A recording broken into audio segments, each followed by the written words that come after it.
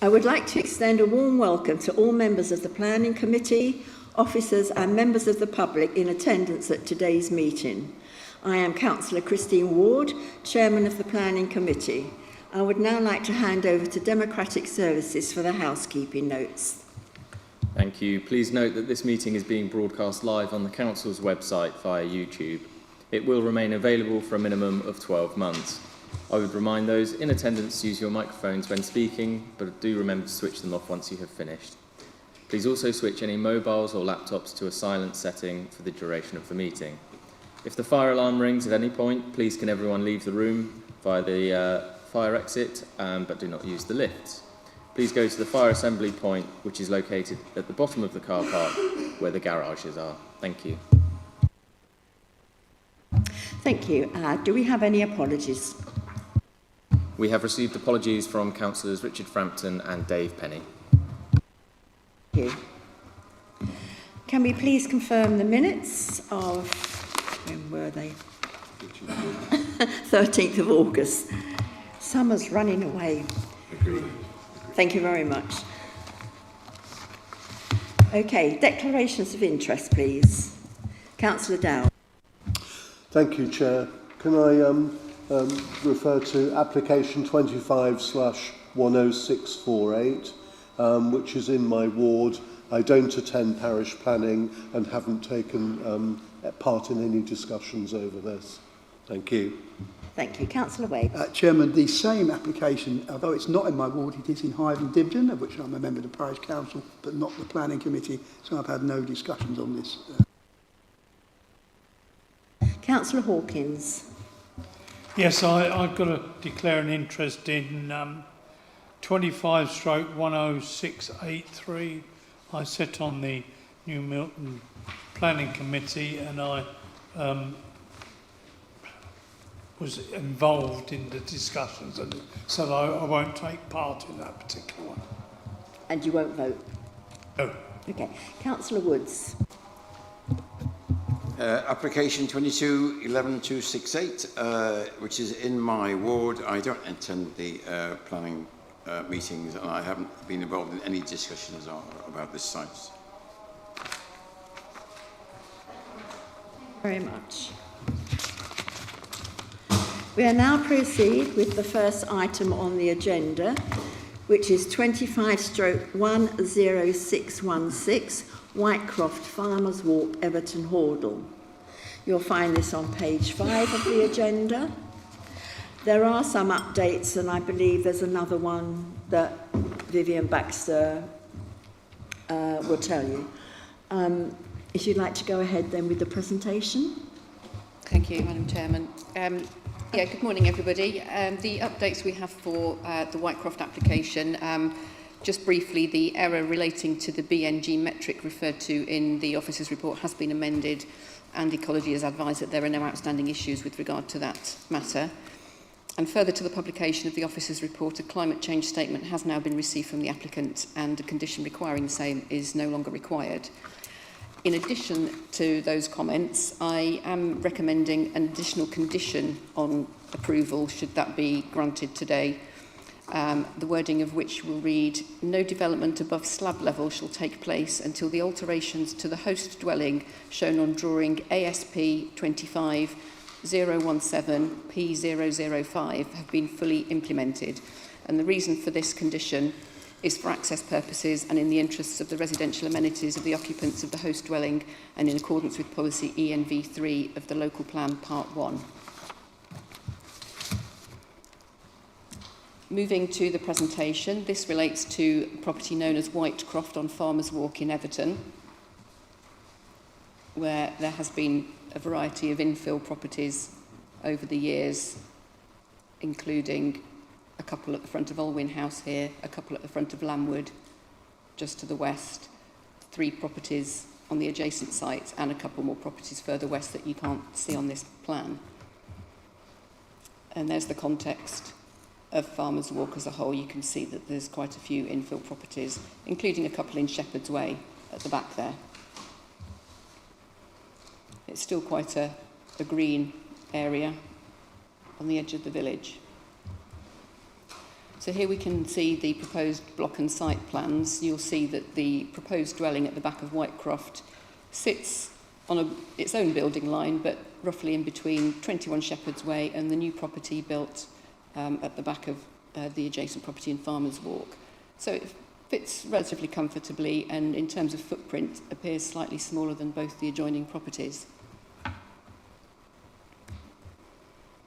So in comparison to the previously refused scheme, which was a delegated matter, you can see a blue dotted line on the proposed site plan here, which shows the footprint of the refused dwelling. So you can see that it has been moved much further away from the boundary where there are protected trees.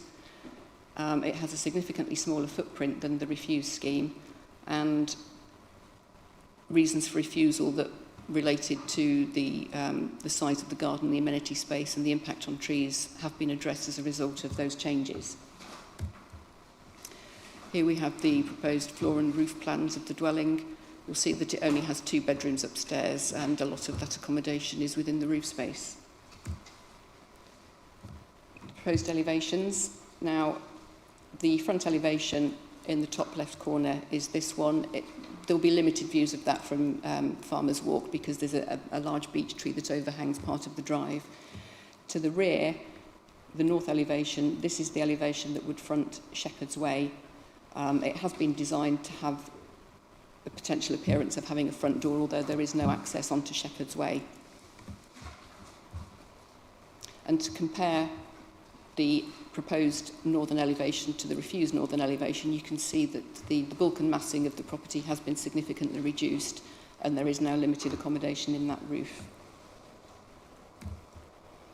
So moving on to the photographs, this is the existing access, which is not proposed to be amended. The width of that is adequate. You can see the host dwelling at the front here.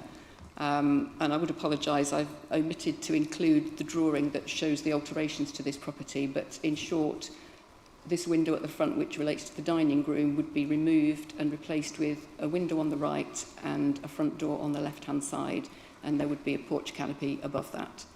At the side, this element of the chimney,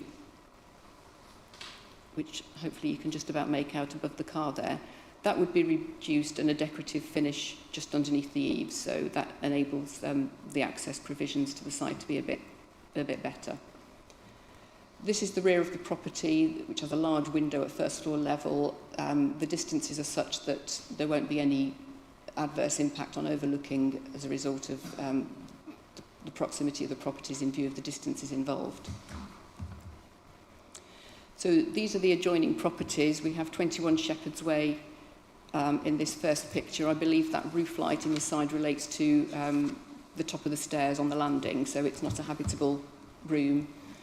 The new property to the other side, this window here, relates to a bathroom or an ensuite and is obscure glazed, and that's the only first floor window that faces towards the site.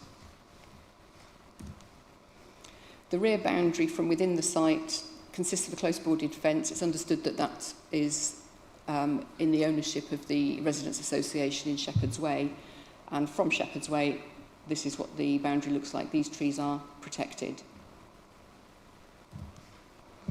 And a street scene of Shepherd's Way, this is number 21 on the right hand side. You can see the new property on the other side of the site, and the proposed dwelling would sit comfortably between the two, and you probably hardly see it from this particular angle. And so the proposal is considered to have addressed previous reasons for refusal without giving rise to other unacceptable issues. And subject to the completion of a Section 106 agreement, the proposal for a new dwelling on this site is now considered to be acceptable and permission is recommended. Thank you. Thank you very much. We have one speaker here, Councillor Carol Rook from Hordle Parish Council. You have 3 minutes to put your case. Thank you. Thank you, Chair. Hordle Parish Council does not feel that concerns from the previous application have been suitably addressed. This site was originally part of application 21/10261 for 5 properties. After refusal, the site was split into 2 plots and eventually led to the building of the 3 properties to the east of this current site. At the time, the application for full development of the site was refused due to overdevelopment. It would appear that this is now an application to fulfil the original desire for an additional property on the site and therefore is still overdevelopment. Whilst the proposed property has been moved forward to protect trees and give more garden space, this then impacts the amount of space available as a back garden to the existing property. Also, the proposed parking provision further impacts on the amount of green space within the site. Hordle Parish Council also has concerns that highways were not consulted on this development. Farmers Walk is a small road with no pavements. Vehicles from the adjacent estate to the south park on the road as they have little parking availability on their estate, and they also have rear pedestrian access to their properties via Farmers Walk. As many of them are elderly and infirm, this parking is a necessity.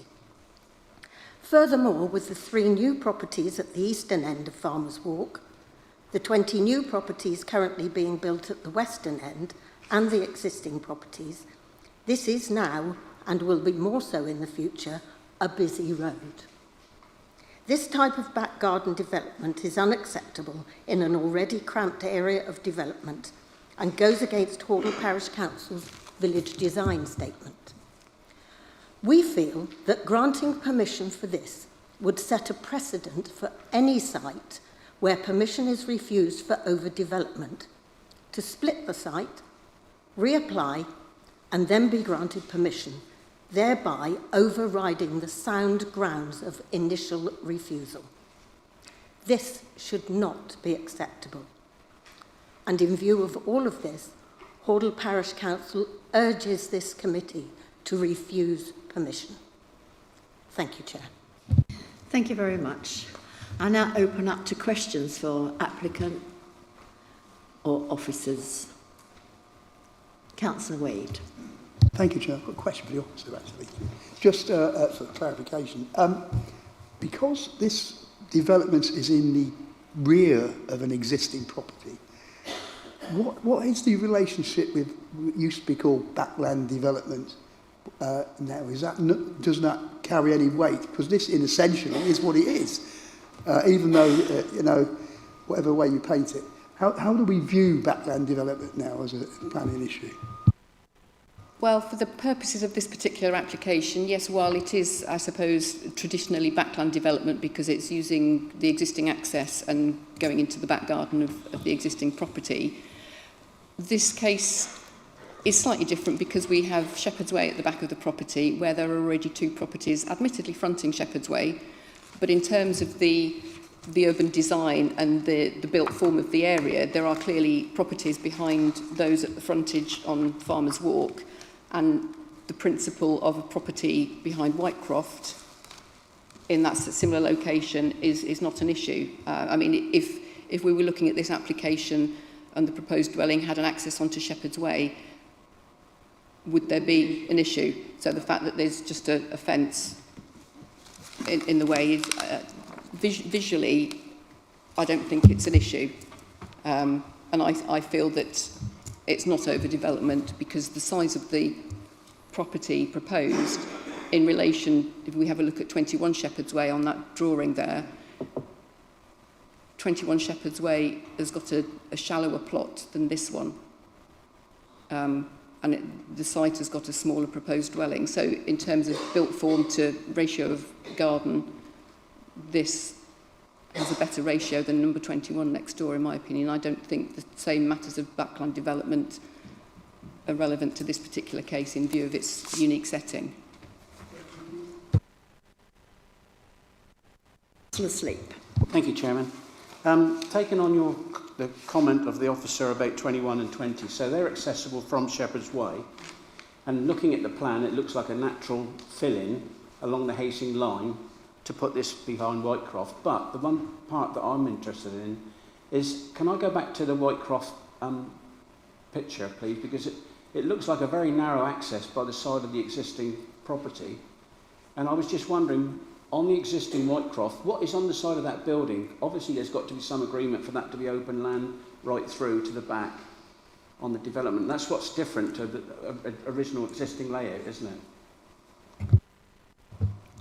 What's at the side, behind the car there? It only looks a car width, that's what I was concerned. It's a car width that used to lead to the garage for the property, which has been demolished in recent months.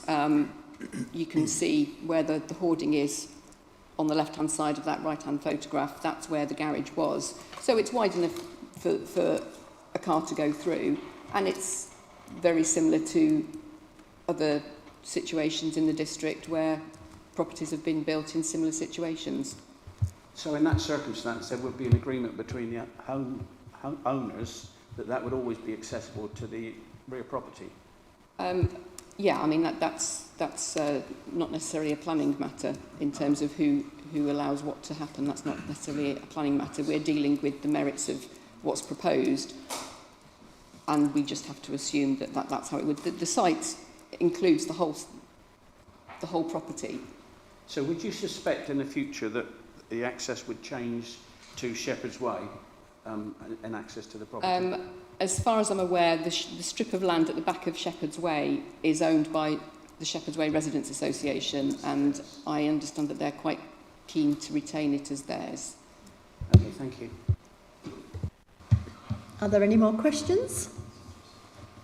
In that case, we'll go into debate. Councillor Hawkins. Thank you, Chairman. I can't really go along with this application because, once again, because we've got a little bit of green space, we've got to put a building there. Now, if we did this, we wouldn't have villages, we'll have flaming great towns. And then, just like London, it'll be one big damn sprawl of buildings and no fresh places to visit. Now, I think this is, the straw that broke the camel's back. If you allow this, then my goodness me, you're gonna cover every inch of green space that we've got in our area, and I think it's diabolical. So therefore, I'm going to refuse this application. Thank you. Are you proposing a refusal? Correct. Thank you. And Yes, I'd just like to say that to me it's a natural infill, and it would be the last one on that community area, and it seems logical to fill that gap with property for somebody. But the only concern I've got, and it experience-wise tells me in the past, that access down through the side past that existing property bothers me when you've got very easygoing neighbours in one instance, and then later on someone starts coughing about the cars going by the drive and keeping it. That's the only concern I have at the moment about this. Sorry, just to clarify, you mentioned a community area. It's not a community area, it's a private back garden. And secondly, in my report, I have made reference to the width of the drive, which is 5 metres, which is almost 1.5 metres wider than the minimum width. So it's not an issue. And the neighbours have been notified of the proposal. I just wanted to say, members, we have been advised by legal many times in the past, although we might not like backland development, it in itself is not a reason for refusal. Councillor Wade. Well, Chairman, the reality is I have a lot of sympathy for the points raised by the Parish Council. I understand that. And indeed, Councillor Hawkins tried to articulate defence of green space. But the reality is, I know it's not illegal, you couldn't argue backland development, but the officer gave what I considered a very logical response to that point. And I don't think we've got a sustainable reason for objecting to this, because it's not one that will be defensible, I think, in an appeal. So, we should really accept the officer's recommendation. Councillor Davies. Initially, I was minded to support Councillor Hawkins' comments, and I would have seconded his proposal. But I think this is a very difficult application to oppose on planning grounds, on the basis that they've effectively ticked every planning box. I worry with knowing Farmers Walk and knowing quite a lot of Everton, having played for Everton Football Club, I know that a lot of these kind of developments end up becoming Airbnb and end up being used for that purpose. And so that does worry me. But at the moment, we don't have a strong enough planning framework to address that. So I don't think there's a legal justification for us to refuse this application. But I certainly don't agree with the principle of it. Thank you. So we do have this proposal on the table by Councillor Hawkins for a refusal. Does anybody want to second that? In that case, we go back to the original recommendation. Does anybody else have anything to say? In that case, before we go to the vote, I'll come to Councillor. Would you like to respond in 1 minute, please? Sorry. We still feel that this is a backdoor, if you like, application to get what was on the original application for 5 properties. They got permission for 3, now they're sneaking in another one on the back as a separate application, and I'm sorry, we feel that is very wrong and sets a precedent for the future. Thank you. Thank you very much. Members, will now go to the vote. The recommendation is to grant to the service manager.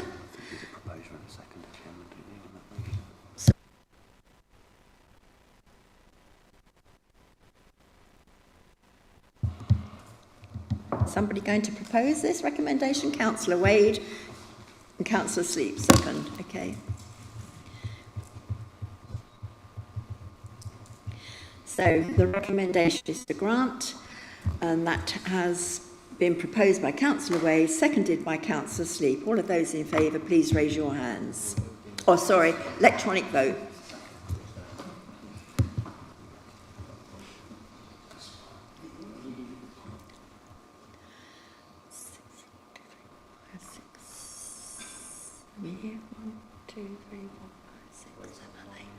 I think there's one more.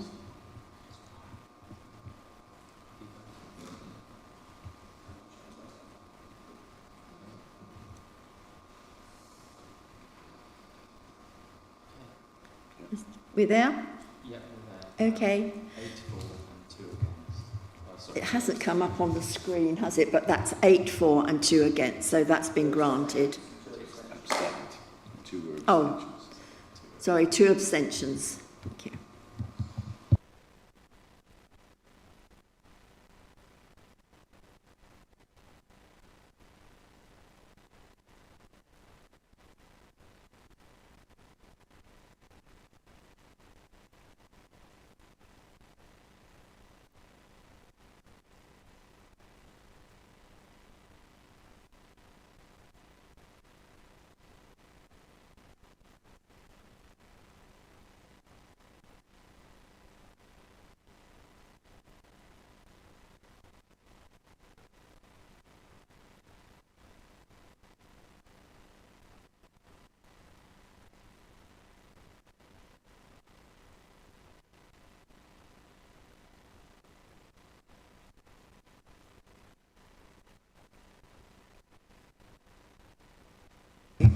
The next application is 5 Wiltshire Road, Branscore.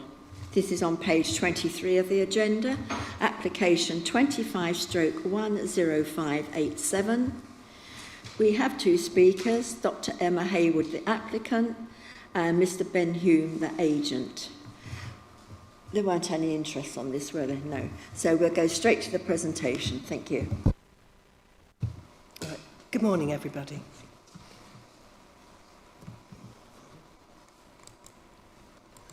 I've forgotten how to do it. Click on. Thank you. Sorry. So today it is 5 Wiltshire Road in Branscore, and they have a rather large garden, as you can see here. The road is mainly of bungalows, but there has been, next door has been extended previously, and the design of the bungalows are quite varied. It is a nice little street.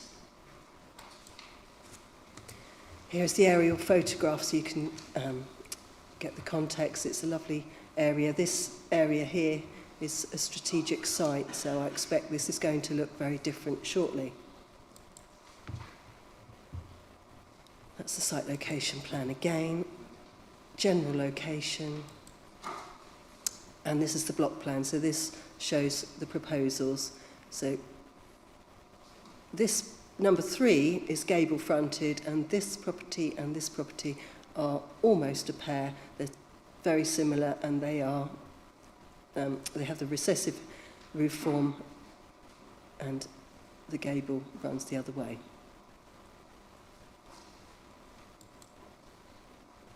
These are the existing elevations, so you can see here that there is a large extension to the side and it comes to the rear, which is the garage. That's going to be removed, and they're going to raise the ridge height and create a front porch. That's the existing ground floor plan, so you can see the built form here. It's quite long. These are the proposed elevations. So this is the front, which you can't see from the front because of the hedge, but this is the front view. So it retains its bungalow appearance, although the height has been raised, but that is minimal. The main bulk of the application is the dormer to the rear, which faces the long rear garden, as I've previously shown you. That's the proposed floor plan. So instead of having the long extension, you've got a side extension which brings the development closer to and adjoins the existing bungalow. There is also this extension to the rear, and the dormer creates, the raising of the ridge height and the dormer creates a first floor. This is the existing street view. So like I said previously, number 3 has already been extended. You get a different view because it's gabled. And then this one is lower, and so is this one. And this is the proposed street view. So again, this looks worse than what it would be because it's flat, so you can't see that that is hipping away. And there's the other one. That's the existing front view of the bungalow with the garage. This is from the bungalow down the rear garden. That's the properties in the other road to the rear. This is looking back at the previously extended number 3, and that's the rear elevation there of the bungalow. This is looking at the bungalow, and unfortunately I couldn't get a good angle of the smaller property due to all the greenery, but it is there on the left. I don't know why that's gone, but it's up behind you now. Let's come back. Yeah, so this is closer, so that this is a pergola in the application site, and then that is the property number 7. And this is from the front, so you can see the difference in height of number 3 to the garage, which will be similar, but it will be hipping away from that front. And that's a comparison of the front elevations of what is existing and then what is proposed. And the properties in the built-up area where extensions are considered acceptable. So therefore I recommend to grant subject to conditions. Thank you. Thank you very much. We'll come now. Dr. Emma Hayward and Mr. Ben Hume, are you both wanting to speak? So you're going to split the time between you. Okay. Okay, if you'd like to go ahead, then 1.5 minutes to start with. Thank you. So I'm the designer. From the brief, we were asked by the customer to create a 4-bed family home. We thought carefully about the development, how the shape and form of the property would integrate with the street, and the following are the key areas we focused on. By taking the extension to the side where the garage is, we've moved that in by a metre to create more open space from the newly developed to number 3. The side extension has also been stepped back from the original garage building line to create more space in the driveway, accommodating more space for parking and off-road space. Adding to the first floor, we consider the effect on the street scene, overlooking and the heights as a priority. As such, the roof pitch has been kept as low as possible, with no dormers or bulk to the frontage of the property, maintaining a simple form when viewed from the roadside. The windows to the side elevations are to the upstairs are to be obscure glazed with no opening lights below 1.7 from floor level, preventing any overlooking from the sides. To create space for the rooms on the first floor due to the low pitch of the roof, the dormer has been proposed to the rear. Avoiding being overbearing to neighbouring properties, the dormer has been kept in from the sides of the main roof. Furthermore, to maintain privacy to the neighbour's rear main amenity space and to protect their outlook of life when in the garden, the first floor windows have also been kept away from the sides of the dormer to ensure the neighbour's amenity space is protected from view. So we've created a design that's considerate to the local area, street scene and neighbours, whilst maintaining a property that the family can grow into and keep as their lifetime home. Thank you. Thank you. Whilst we appreciate each property has its own merits, we designed the plans with our architect to be in keeping with those of number 3 Wiltshire Road next door, which was recommended for approval at the parish level in January of this year and granted approval by the district planners. The proposed plans allow us to create a lifetime family home in the community where we were born and raised. The front of the house is designed such that it looks like a bungalow, with the rear dormer not visible to align with the street scene. There is a dormer on the rear elevation towards Merrifield Close. In Merrifield Close, there are 5 properties with dormers. The adjacent road to us, West Road, has over a dozen properties with dormers. The next door house to us, number 3, has a second storey with a first floor window at the rear elevation. Wiltshire Road itself has several 2-storey properties. Thus, we feel the plans are in keeping and sympathetic to the locality. We have designed the plans to ensure our neighbours retain the rights of privacy they are entitled to. We have 5 direct neighbours, 2 have not submitted a comment, 1 has objected, and 2 have actively supported our application, demonstrating overall our neighbours are supportive of the application. Well timed. Thank you. Thank you very much. Do you want to turn off your thank you? Members, I now come to you. Questions, please. Councillor Hawkins. Can I have a question of the officer? Is there any overlooking from this dormer? No, the rear garden is at least 50 metres in length. So the dormer is going to be here, and it faces down across this, which is 50. That is excessive for backland. We normally say 20 to 25 is acceptable for first floor. And if you can see the houses here, they're not directly facing, so it's not back to back, they're offset.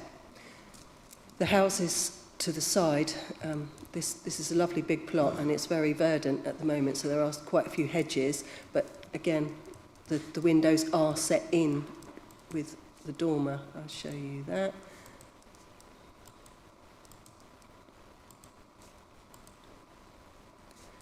So the dormers are set in, the windows are set in from the side, so any views sideways would be oblique, and that would be typical side-by-side relationship. Thank you. It's okay. Thank you. Any more questions? Councillor Woods.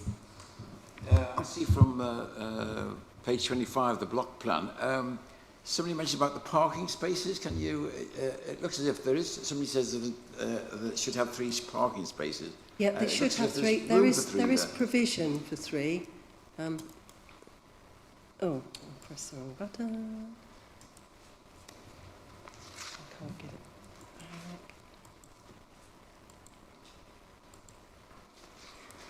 Anyway, I can't work the machine, but there are provision for 2 at the moment. You can accommodate 3, but that means removing some of the green space. So currently there are 2, but there is plenty of space for 3.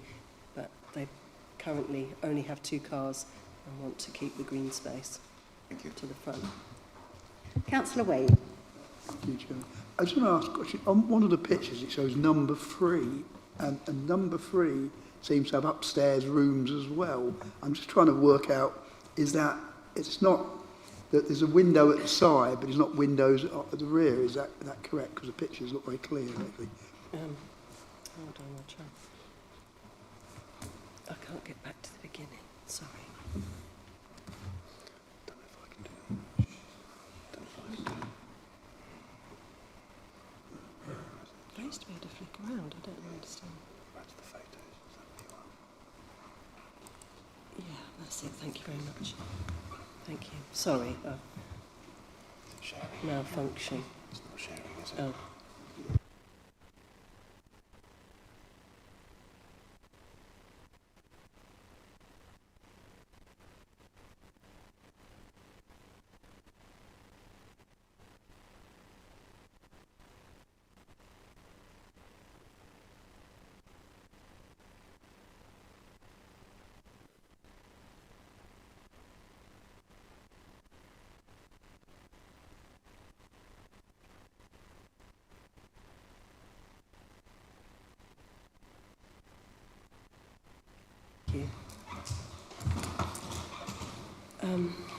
Sorry, rear windows on the...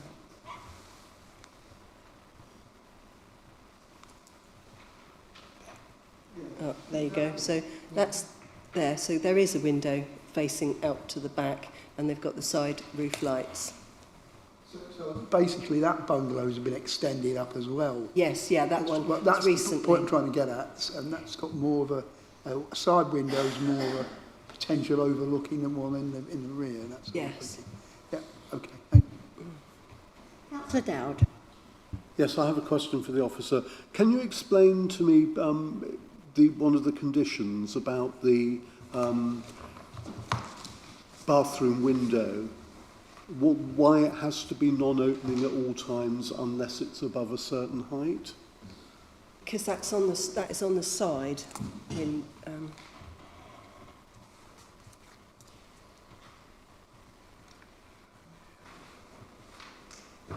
So there, you see on the side.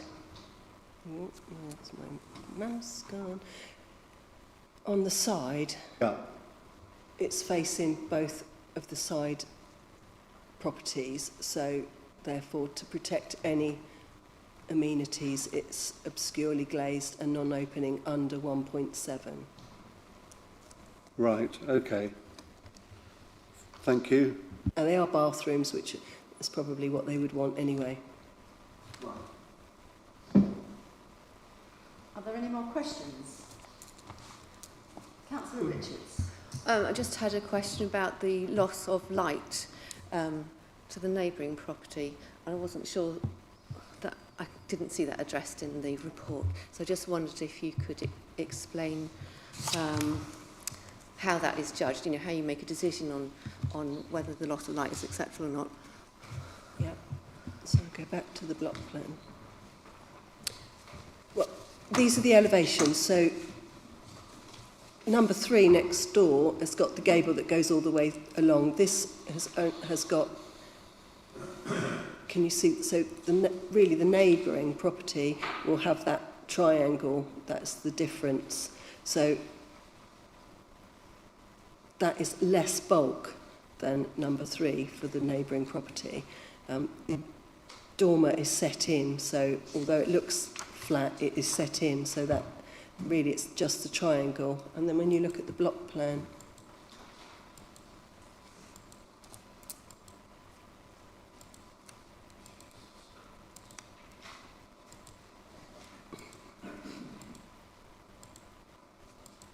oh, I'm going the wrong way. Didn't know that. Oh dear.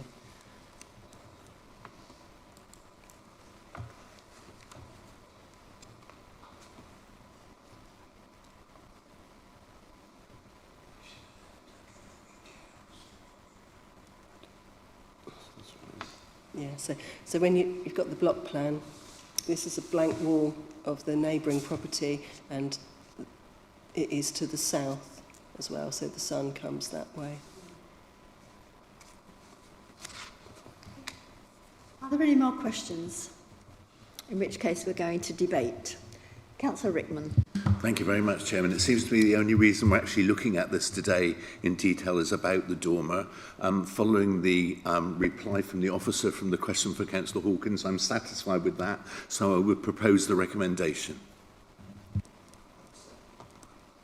Councillor Davis, you want to second? Happy to second. Councillor Sleep. Thank you, Chair. Can I just say we're back to bungalow situations again and expanding families, people looking for a larger footprint to live in. They don't want to live on big estates, so it's a trend that we're seeing all the time to develop. And I think it's a very sympathetic development on the existing property. I'd much rather have that next to me than the one that we're actually seeing on the original plan. So I'm happy with it. Thank you. Yeah. Councillor Woods. I would like to support what Councillor Sleep has just said. It's appropriate to development, and if it enables the family to stay in the village and continue their life there, I would fully support it. Councillor Wade. I too would like to support it, but Chairman, the fact that the next door property has got a second floor as well means it's not doing anything uniquely different, except perhaps in design. So yeah, I think it's a very sympathetic delivery with a huge back garden. Thank you. I think that's well covered. So we'll come back to you. You have 1 minute to respond. Okay. Thank you. We're happy not to respond. Thank you. Thank you. We'll go to the vote then. So the recommendation is to grant. That's been proposed by Councillor Rickman and seconded by Councillor Davis. Electronic vote, please.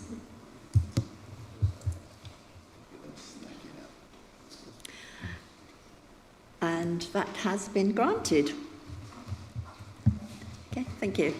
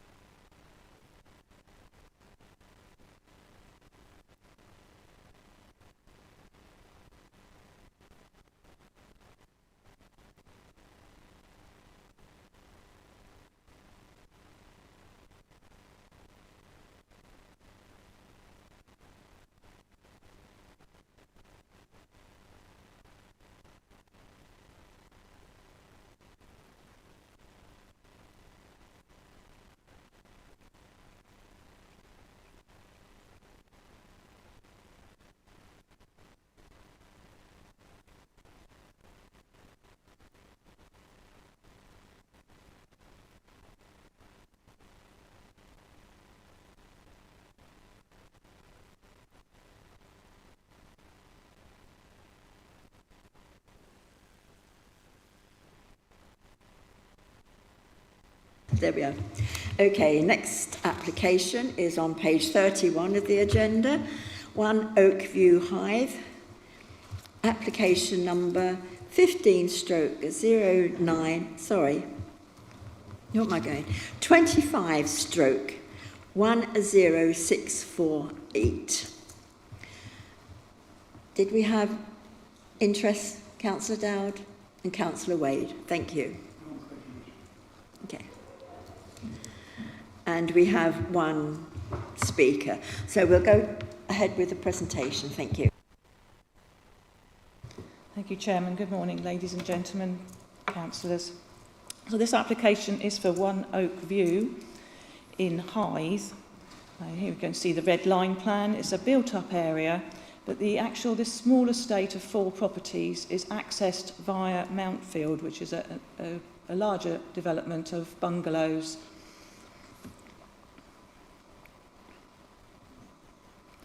And here you can see it was built quite recently. The planning permission was given in 2019 for these 4 dwellings. Previously, we'd refused larger developments on this site due to its large areas of woodland. As you can see, it's quite nestled within these large areas of woodland. And also there's a public open space opposite and some numerous protected trees in this location. Mountfield and Oakview are both open garden frontages And there's variable land levels in this area as well, which you'll see in the photographs later. As I say, they're all quite open frontages to provide an attractive landscape. Here we can see the original landscape plan from the application that was granted some years ago. As I said, it was a sensitive area, and it's an ecologically rich woodland to the rear, so that it was very carefully thought out for an attractive, spacious setting, carefully designed to fit into that landscape, and it's still subject to this landscape management plan. And so the boundary treatments were all carefully designed as some more open boundaries to allow for migration of animals, etc., in this location. So it's a proposed block plan. As you can see, there's two elements to this application. To the rear, we already have a raised platform it's a retaining wall that was built apparently by the developers. So we've got this high platform at the back, and the proposal is to erect a gazebo on top of that platform next to the rear boundary. As you can see here, that little circle is the proposed gazebo. And it's quite close to this neighbouring property to the south, number 2, which has a boundary treatment of a fence at 1.8 metres. It will become more clear when the photographs are seen. And the other part of this application is for a boundary treatment across the frontage of here. This is currently open with access to the garage. It's tarmacked in its entirety here. As you see, this is going to be boundary with a fence and electric gates and a pedestrian gate. This is it in more detail, because you can see here the gazebo next to the rear boundary on this retaining wall, and there'll be steps up to this raised platform, so this then becomes a raised area which can be used by the applicant. And obviously again the frontage with the boundary treatments across the front. The gazebo in more detail, it's only 3.2 metres in height from here to the top from the retaining wall, but because of the boundary level, the ground levels, this would be quite high in the back of the garden, which will become evident with the photographs. So it is open-sided, so there will be opportunity for views across, which is our main concern in this element. And here we see the proposed fence, again, not particularly high, but it does sort of dissect the frontage. It would be hard on the boundary with the highway. There's no pavements in this area. So you've got 2 electric gate going behind another gate, and then obviously the fence into the side and a pedestrian gate. And this small fence here would attach to the neighbour's low wall. So here we can see the photographs. This is the front of the property, number 1, the double garage with the large paved area to the front. So this is where they would require the fencing and gates all across the front here, and this is the neighbour's access. Again, you can see from the second photograph, the land level drops down quite significantly. Opposite is a large area of public open space with a lot of trees, and as I say, it's a very low verdant area. And this fence here doesn't actually have consent. Apparently it was put in by the builders, the developers at the time, so we can't find any consent for that, so that'd be another issue for another day. As I say, this is the neighbour's boundary, all open, goes straight out onto the road. Looking up the road at the other properties, they have small retaining walls for their garden, shrubbery, etc., bit of grass, and all open frontages. And looking back towards Mountfield, there are some high fences here, but they serve the rear gardens of the properties in Mountfield. And again, another picture of the frontage. This is number 1, number 2, so you can see the relationship between the two. And there's a little low wall here which the fence would connect to. And looking back again, you can see the dip in the land levels and how close it would be to the road. This is going into the back garden now. So this is the retaining wall that was erected apparently by the developers. At this current stage, it's just flat. There's nothing on there apart from a bit of planting, and there's no access to it in terms of steps. And the garden does as I say, inclines quite considerably towards the back of the garden. As you can see, it's fenced all the way around. This is the neighbouring fence with number 2. It's 1.8 metres high, so when you're stood on here, there will be opportunity to look over into the garden. And again, as you can see the land level here, you can see how much it increases, and then you've got the height of the retaining wall and then a gazebo on top, so this was our concern. And this is the back of the neighbouring property. So this is number 2. You can see that most of their seating areas down the bottom here. And looking back, you can look back. This is the fence to the rear of number 1 and the garage behind. Again, another picture from the neighbouring properties. So the neighbours' patio area. And looking from their first floor window, you can see the raised platform here. So our recommendation is to refuse for 2 parts, obviously. The proposed fence and gates would create a harmful, intrusive visual impact which wouldn't be sympathetic to the distinct open landscaping character of Oakview and eroding that distinctive character.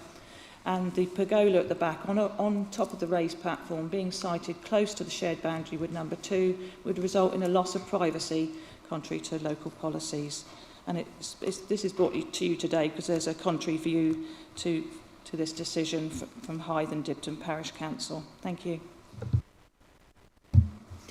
Thank you very much. We have one speaker, Mr. Champion, on behalf of Building Plans and Estimating. You have 3 minutes. Thank you. Some of the information provided just now is factually incorrect. Mountfield is a combination of houses and bungalows. Oakview is a private road. The pictures you showed of the open space is not open space. That belongs to the estate of Oakview, of which the NFDC, to the best of my knowledge, still have not signed it off after approximately 3 years.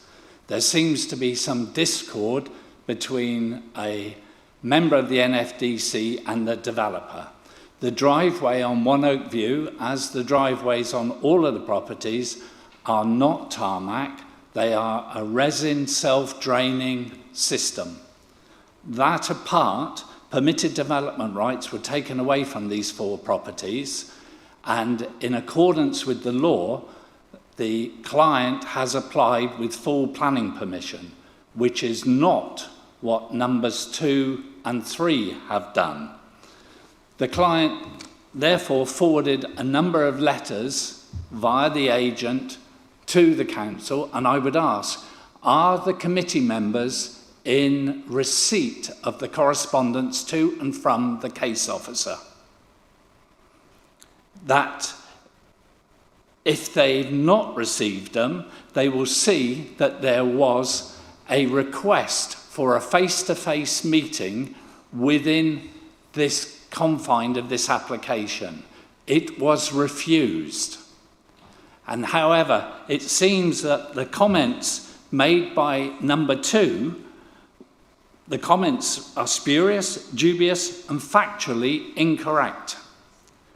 The gazebo, if you sit in it, is below the top of the sight line of the adjoining fence. The POS that you referred to is not an operational POS.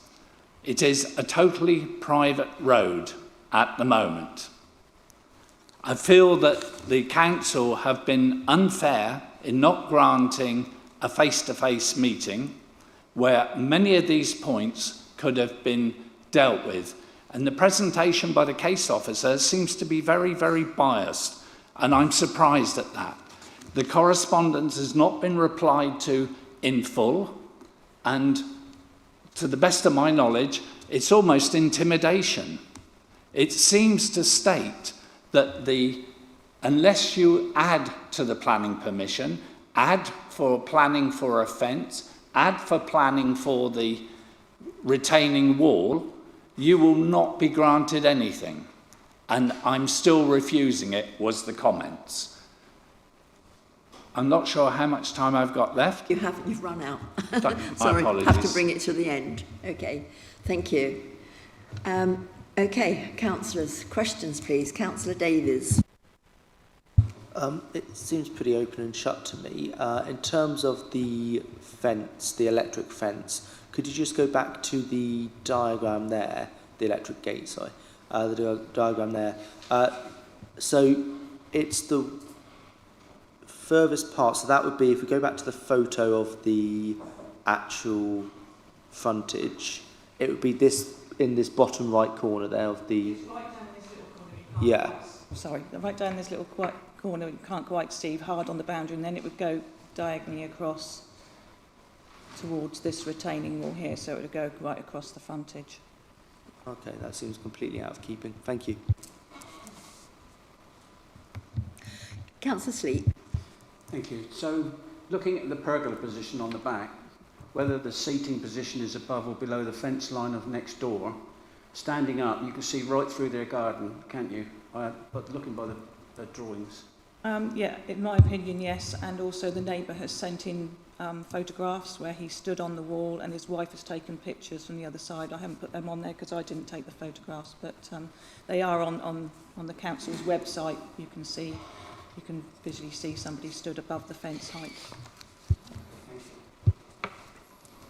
Councillor Wade. Chairman, I was going to ask a question. The road is currently unadopted, so it is not adopted by any local authority. What impact does that have on a frontage on the highway? Because if it's not adopted, permitted development was removed for these permitted development rights were removed for these properties when the application was originally approved, and it removed permitted development rights for any boundary treatments around the site at all because of the sensitive nature on the site. So in terms of the actual impact on the street scene, then we would need to assess any boundary treatments on there. We didn't consult highways because we don't generally on fences where it's an unclassified or, in this case, obviously, unadopted road. But people have still got rights of access. It isn't a gated entrance. You still have an access route through from the other estate into this estate for properties. So you can drive in there and out. Are there any more questions? Councillor Hawkins. I just, as we appear to have a small problem, do you think it might be best if we put this back till next planning so that these can be ironed out in fairness to all parties? The problem, are you talking about a legal problem? The gentleman that spoke just now that about the problems, Can I answer some of those questions, as he's referring to my letters that I've sent to the agent? As I said, I visited the site and I spoke to the applicant on the site. I visited the neighbour's site and I've spoken to the neighbour. I did respond to the agent quite quickly once I visited the site to tell him that we had an in-principle objection to the fence across the front, and also to raise the concern regarding the height of the gazebo and where it was positioned, because even if you're sitting, then obviously sometimes you may stand up and you'll be able to have views into the neighbouring gardens. I did receive a letter back, but it was to be kept private. All the correspondence that I had with the agent, they told me to keep private. It wasn't to go on the council website, so that's why it hasn't been disclosed at this meeting today. As I say, the actual estate, whether it's private, it's not. You can still access the site. The public open space, I was informed, was in line to be agreed quite concurrently, so that if it's not agreed now, then I'm sure it will be agreed that this will be an area of public open space opposite the site, but I think that's not really relevant to the fence or the gazebo at the back. So, yeah, I'm not minded to defer this application. Do you want to say something? Chairman, I think Councillor Hawkins just looked at me as well. No, I've got nothing further to add. Your response about not deferring, I would suggest that's the right answer. The reasons for refusal are clear. You've got a report which sets out the harm There's two elements of harm, as the case officer's taking you through. You've got the gates and fence. That's clearly set out on page 34. Not a highway safety point in terms of Councillor Wade's question about adoption of the road. It's a character point. And then the gazebo is dealt with on page 35 in the middle, and in terms of how the impact on the neighbouring amenity arises. So you have a clear direction in terms of the report. Your case officer's just briefed you on the correspondence exchange, but notwithstanding that, I think you need to determine this on its merits as it is before you today. Thank you. Any more questions? We're going to debate then. Councillor David. I'll kick off by proposing refusal for the reasons made. Do I have a seconder?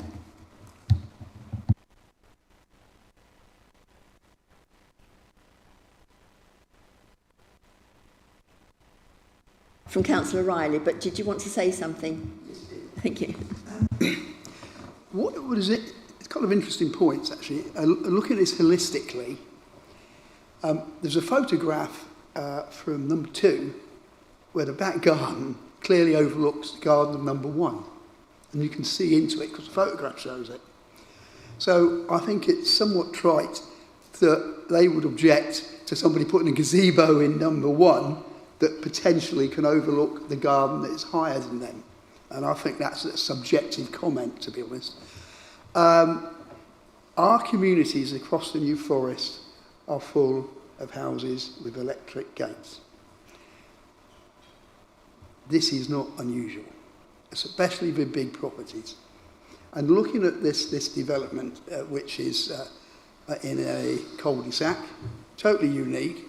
Behind it, it's all woodland. You know, I have a lot of sympathy for the applicant here. I do believe our officer did her best to make the right value judgments and in defence of her because she's doing what she thinks is correct. But personally, I don't agree with you. Actually, I don't think this is that particularly bad because there are so many houses with electronic gates. For various reasons, I happen to visit many of them at various times, so I know that to be the case. I don't, as long as the gates go inwards and don't affect the highway, that's not an issue.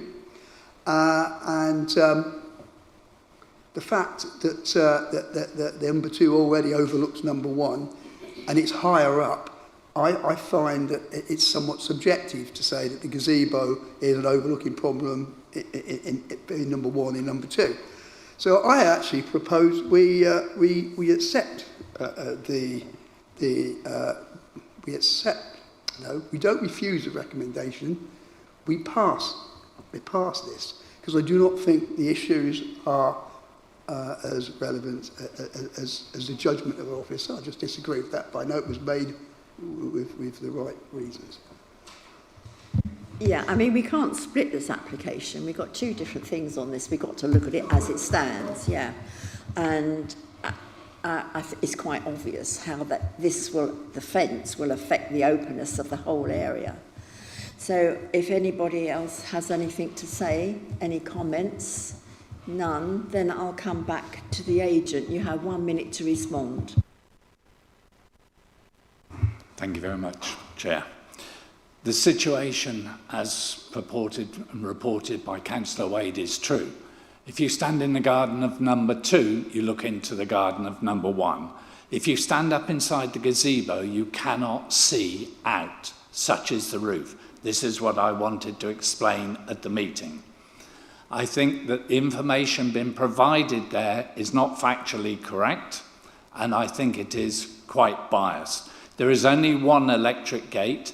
There is no public access up to the properties, and 2 of the properties for certain have gone ahead and done things which are outside planning permission without planning permission. I just feel here that if they are refused, it is going to set a precedent, and it will be our advice to go to appeal. Thank you very much. Well, the recommendation is to refuse. That's been proposed by Councillor Davies, seconded by Councillor Riley. We'll go to the electronic vote. Thank you.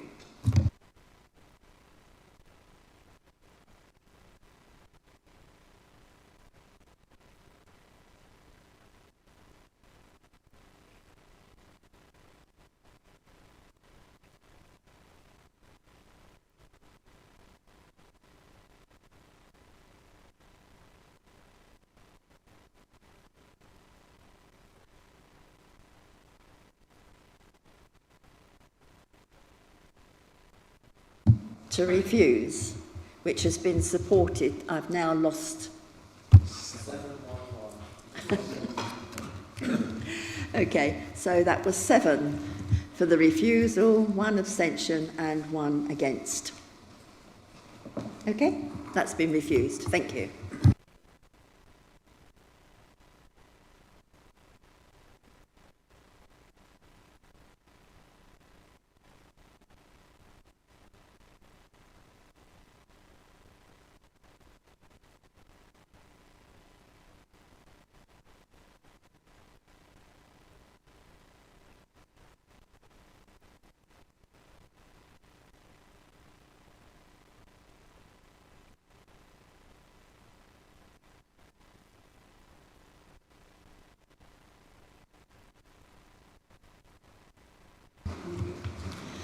Okay, we'll proceed with the next application, which is 25/10683, 34 Ashley Common Road, page 39 of the agenda. And we have just one speaker who is the agent. So we'll go ahead with the presentation. Oh, did we? No, you're not voting on this one. Okay, we'll go ahead with the presentation. Thank you. Good morning.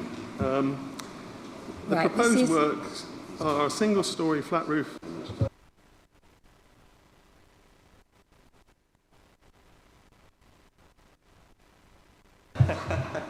Oh, fine.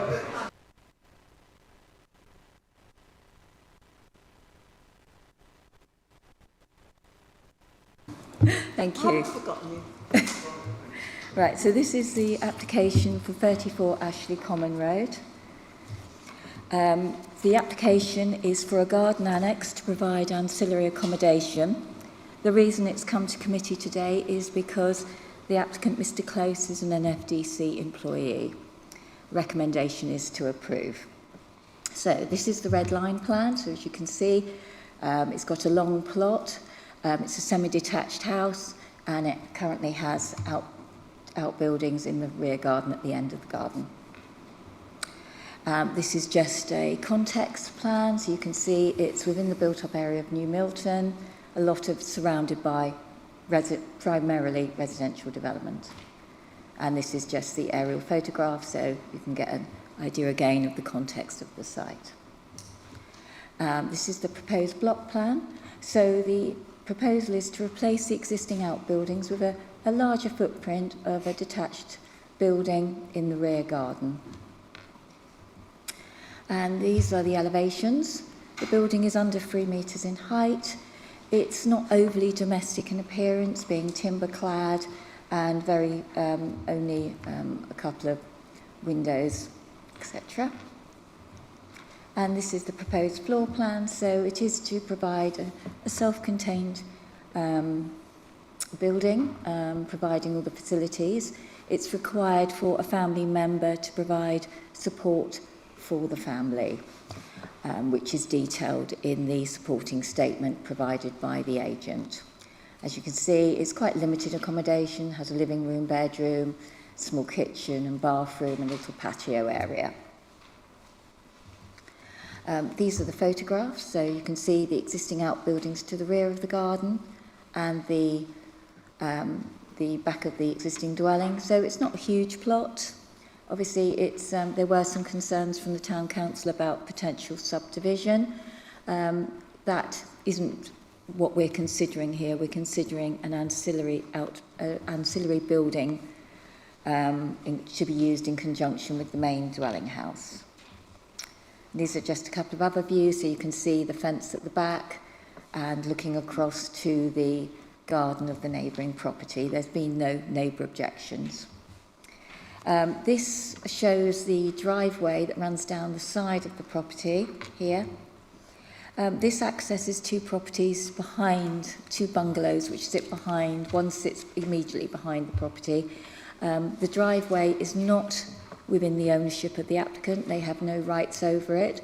There was a comment received from a representative of the owner of 36, which sits behind the property, and obviously has responsibility for the driveway.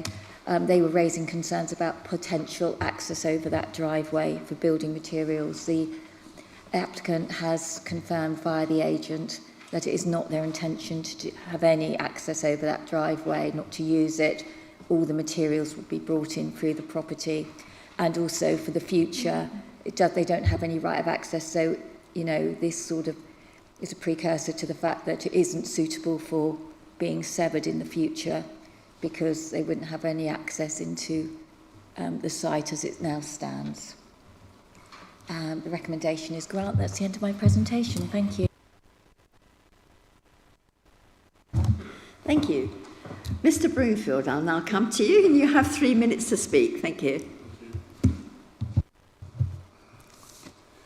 The proposed works are an erection of a single-storey flat roof detached ancillary annex located within the enclosed rear garden of number 34.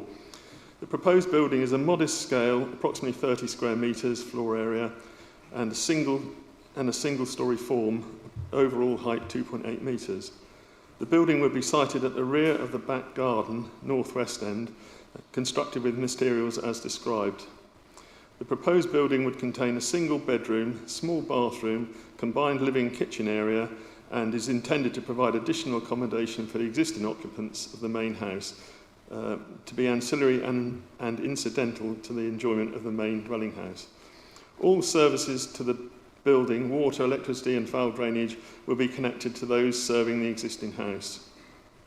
The impact of the works. None of the currently proposed works involve any alteration to the front elevation that would change the general overall shape of the existing dwelling when viewed from the road.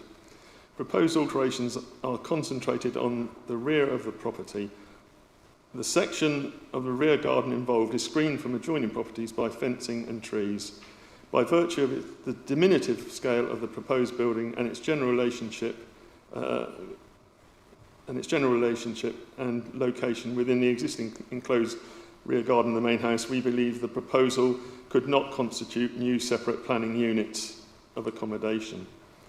Similarly, by reason of its small size and single-storey form, it's not considered the proposed building would result in undue impacts on the amenity of neighbours, such as overlooking or overshadowing, and all windows face into the rear garden of number 34.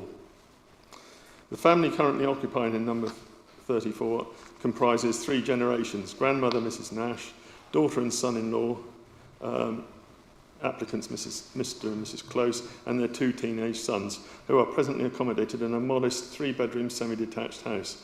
The house, as it currently exists, would be difficult to extend without the loss of the conservatory at the rear, which provides much-needed additional family space at ground level. The purpose of the proposed building is to provide ancillary additional accommodation for Mrs. Nash, who needs to be on site to provide care for 3 members of the 2 younger generations of the family who have medical and developmental conditions. These conditions require constant care and generally more intensive care during periods when medical conditions render Mrs. Close unable to perform normal day-to-day tasks for herself and her family. Existing bedroom accommodation is really only adequate for the Close family themselves, because their sons need the secure space individual bedrooms provide. Access to the site. There will be no resulting increase in vehicular movements into and out of the site beyond that currently experienced, and so no increase in impact. Thank you. You have gone well over your time, so thank you very much. Thank you. Okay. Questions, please.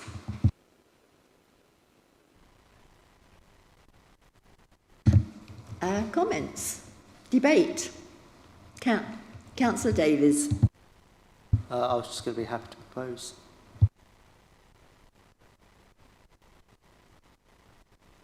Seconder? Councillor Dowd? And would you like to say anything? I do support this. The situation we have as a society now, we have an ageing population, and elderly members of a family need to be supported. Sometimes it requires shall we say, off-site accommodation, but where they can be kept within the family environment for longer. It is to the benefit of the individual, the family itself. And I suspect we will probably get more applications such as this in the coming times. As it is, it's totally innocuous, doesn't affect anybody, so I fully support the recommendation for this proposal. Councillor Davis. I was just going to say, even when I'm agreeing with you, apparently, you won't let me speak. No, I'm joking. I think it's a very open and shut application. The comments made by Councillor Wade, annoyingly, were also the comments I was going to make. So I won't add any more, but apart from to say I think it's a very sensible application. Okay. I think we'll come back to the agent, then you have 1 minute to respond.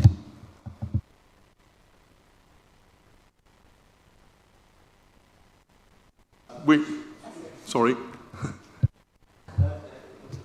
I don't think there's anything more to say other than that we agree about the point on backland development, and pleased to note that the planning officer also concurs.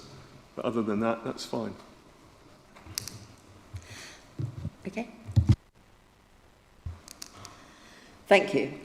So the recommendation is to grant, subject to conditions proposed by Councillor Davis, seconded by Councillor Dowd. Electronic vote, please.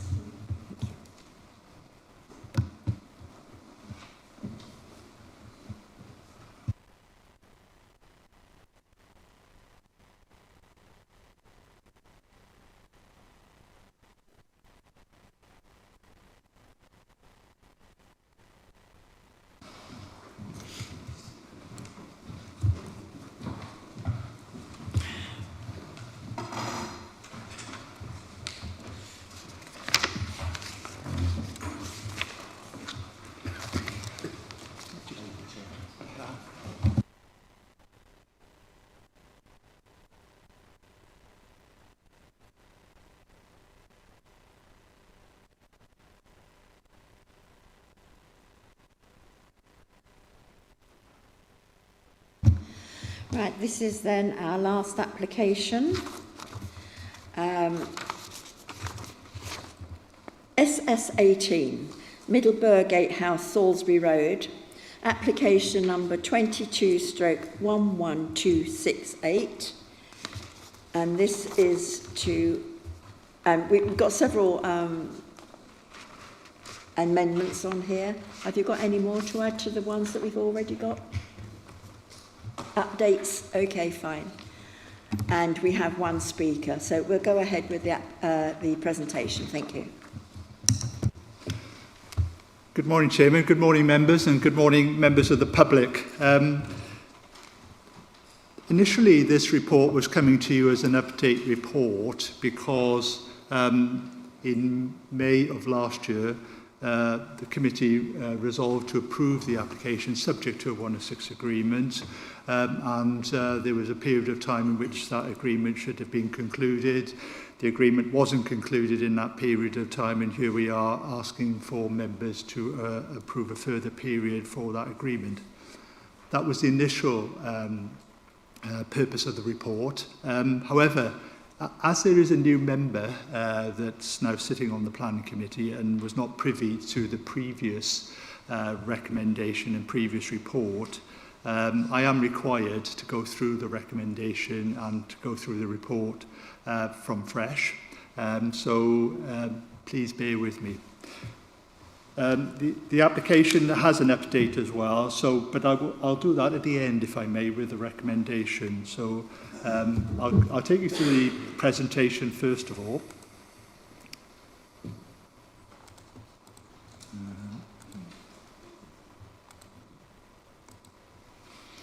So, application is for 53 dwellings, 41 in outline and 12 in detailed form.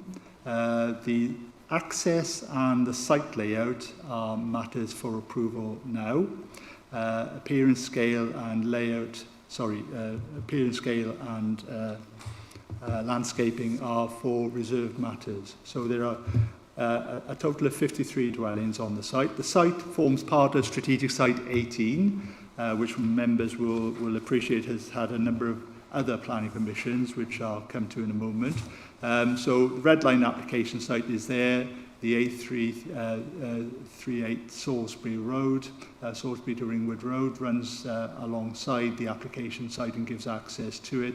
Middleburgate House is that property at that location. So I've given you a location plan as well. This sets it in context with the remainder of the Fordingbridge strategic sites. We're interested in site 18. So you've got site 16 at the southern end, site 17 in the middle, and site 18 is the northern strategic site. And that strategic site is split between a number of developers. You have Metis Homes in the southern part, you have Middleburgate and Mr. Curry's application in the centre of that. To the north of the Middleburgate site, there is another application approval for resolution to approve for a care home, which came before members recently. And then the rest of the site is to be developed by Penny Farthing Homes, and a planning permission is in place for 404 dwellings in outline, 112 in detailed form. In addition to that, members may recall that there is a new link road that's been proposed from the Salisbury Road that will take you off Salisbury Road via a new roundabout and then down into the site over an embankment, over a flooded area, a flood risk area, I should say, and then down into the part of Site 17 or Augustus Park Estate, which is now completed, and then it will take you onto Whitsbury Road itself. So that's the new link road that we've talked about. So our application is Middleburgate, 53 dwellings, and that's the location of it.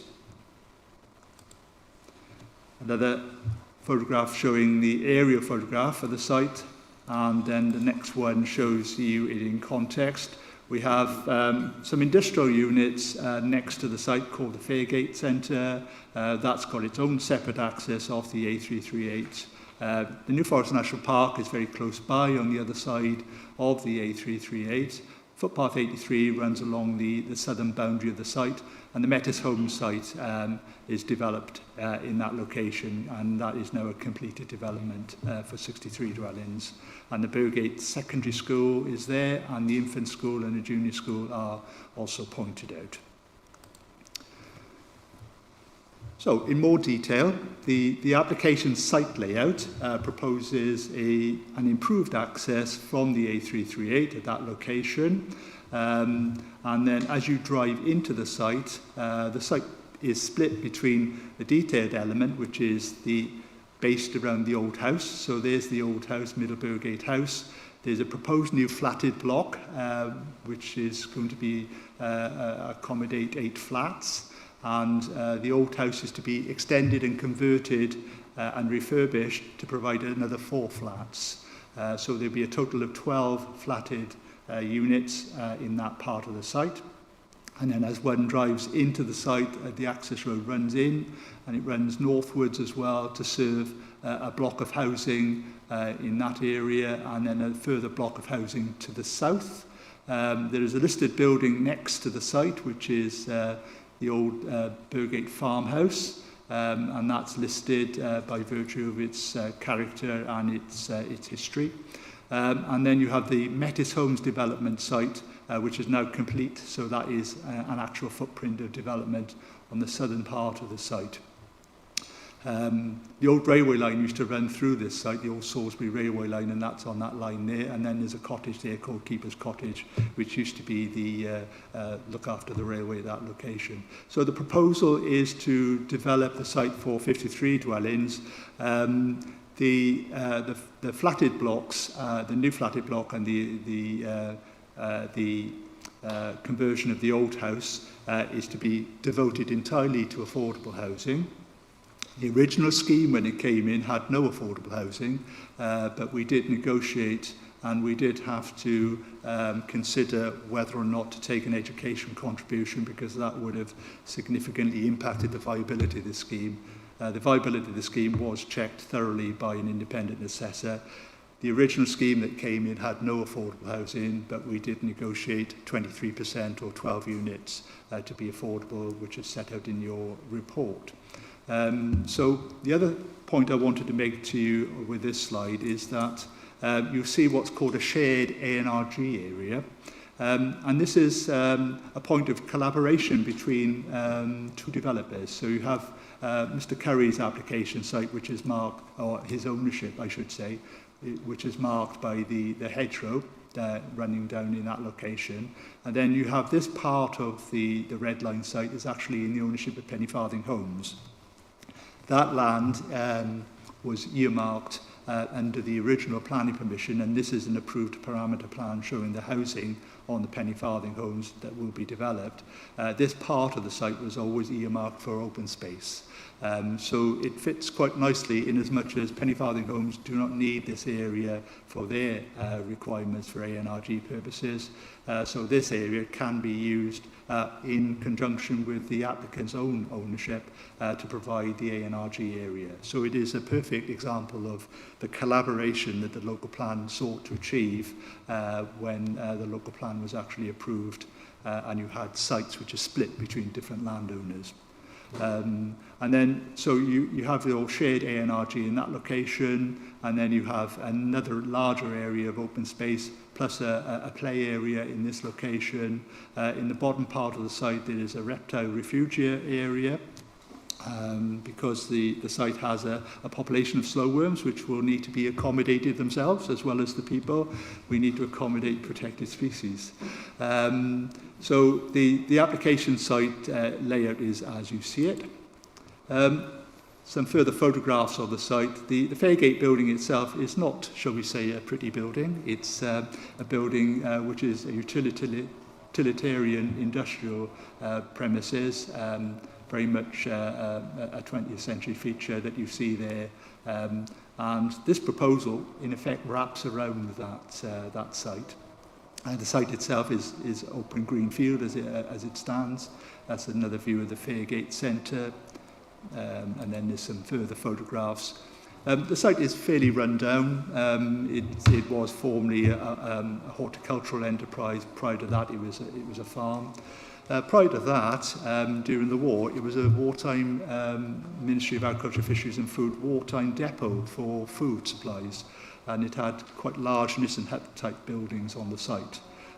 So it's had a variety of different uses, including the old farmhouse itself. Okay, affordable housing. So as I said to you originally, there was no allocation for affordable housing on this site. Officers considered that was an untenable position to have. And we had further discussions with the applicant, and I'm pleased to be able to say that we were able to achieve 12 units of affordable housing, which is a rise from zero. And we've also got social rent on this site as well. So this is the first of the affordable housing sites that had an element of social rent in Fordingbridge. So we have a flatted block which provides for 8 units and set out there 2 social rent, 1 bed, 2 social rent, 2 beds, and a 1 bed affordable rent, a 2 bed affordable rent. And then the house itself is to be extended, and that's going to provide 4 2-bed shared ownership units. The layout as well indicates a discrete parking area for the flatted block. So there's ample parking within that area there, bin stores as well. And then there's a utility building on the front which will act as a cycle store and a bin store as well. All of these units will be on air source heat pumps, so there's no fossil fuels being used for heating purposes. There's also a small play area there for younger children, and a larger area of public open space. And you see the edge of the Fairgate Centre there, so there will be landscaping around that. The existing access will be improved and modified. The access at the moment is currently being used as a construction access for the new link road itself and for the first phase of the Penny Farthing Homes development. But in due course, that will then revert back as the primary access for this development. So that's the affordable housing and the details. As far as access details themselves are concerned, it's adoptable highway standard within the site. and there are no objections from the Highway Authority to this layout that you see in front of you. In terms of drainage, the site, you'll be pleased to hear, is completely outside of any drainage flood area in zone 2 or 3. There is a significant drainage flooding potential on the other side of the road with the River Avon and its floodplain, and you'll see there the high zone 3 flood areas, but the site sits the other side of the road and is not subject to that flooding because of the levels. Nevertheless, the site does demonstrate good sustainable urban drainage systems, and these are not reservoirs or lakes as such. These show the permeable parking areas, so none of the parking areas will be impermeable, so they'll all be permeable parking areas. Backs of the dwellings are also shown to have their own soakaways as well. The site, unlike the other part of site 18 to the west, the permeability of the soil here is better, so the soakaways have been shown to work. As far as drainage is concerned, the local lead flood authority of the county council have been notified and consulted on the application, and they had some initial queries, but they've come back and said that this amended drainage strategy is now acceptable.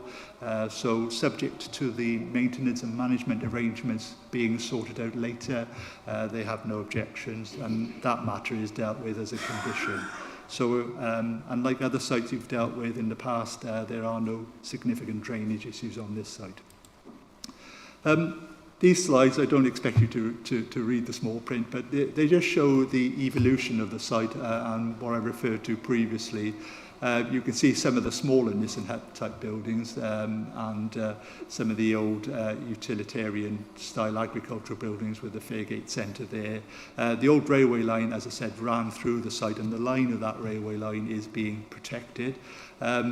So in terms of the site, it's got an agricultural history, it's got a railway character history as well. So the design of the dwellings has been reflected that.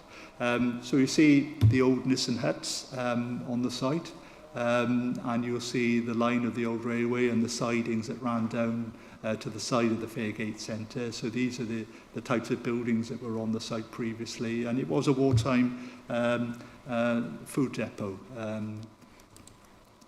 And then Middleburgate House itself, very much as it is, but with an extension to one side.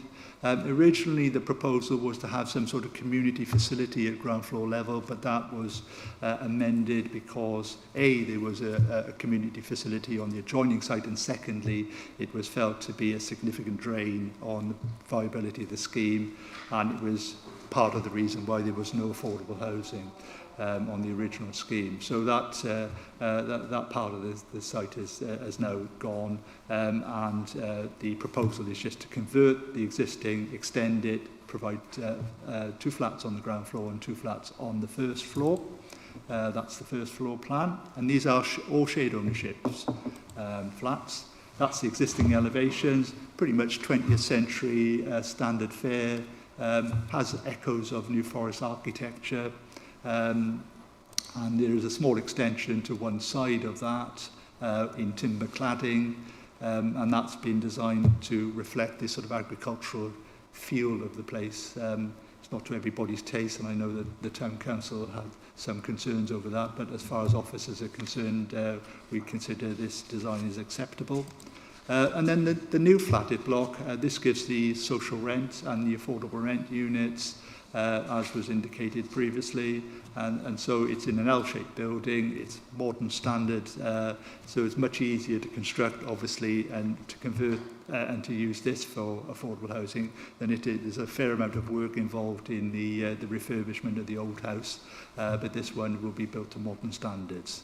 And that's the floor plans. And then these are the proposed elevations. So as I said, it's that sort of Dutch barn type feel with timber cladding and a brick plinth wall with tall windows. And then to reflect some of the railway character, this application, because it's an outline application, there's always the risk that you grant outline planning permission and the applicant provides you with a design and access statement that says the buildings are going to be really well designed, they're going to look really good, and then an application then comes in afterwards for approval of reserve matters and it doesn't follow it. However, in this case, because we felt so strongly, and the applicants themselves felt strongly about design and wanting to make sure that the history of the site was reflected and that there was some true local vernacular, the applicants have put forward what's called a design code, and the design code is part of the planning conditions, so it is part of the permission. So the only way to get round that is to submit a completely brand new, fresh application, which members will be able to consider if that were to be the case. But if there was a reserve matters application, it would need to follow the design code. So whilst we don't have the details of the scale and the appearance of the buildings, we do have this as a design code. And so it's taking you through different typologies in terms of railway style architecture. Some traditional, some with a sort of contemporary twist, but proportions being the same. So it's that sort of feel to it. And then to go with the agricultural style of the buildings, there's some Dutch barn type applications, buildings, 2 stories, and again some more traditional with sort of timber cladding, others a bit more contemporary, shall we say. So again, a similar pattern. Quite interesting inset dormers, so that you don't have dormer windows sticking out of the roof, you have your dormers inset with sort of garden areas, that, if you like, at a high level to enjoy. So those are quite a nice feature of this property. And then you have the traditional farmhouse typology, because it is one on the site, so you have a number of buildings which are detached buildings of this nature, really traditional architecture. Next to the listed building that I mentioned, there's also a range of single-storey buildings and stables. And so we wanted some bungalows on the site, so we thought rather than having the bog standard bungalow, let's go for something which actually reflects that courtyard-style architecture of the listed buildings next door to it. So we've gone for something which is very low-level buildings, all single-storey, of a typical sort of stable courtyard-type approach. And then finally, we have something that reflects the old Nissen huts that were on the site. I do hope this gets built. I will be keeping an eye on this. If members are approving these applications, I sincerely hope that this is built out in this form, and I will be excited to see this development take place, but that's a personal matter. And then an artist's impression and perspective of the site. So the A338 runs along that part of the site. There's the Fairgate Centre, the industrial complex that I mentioned.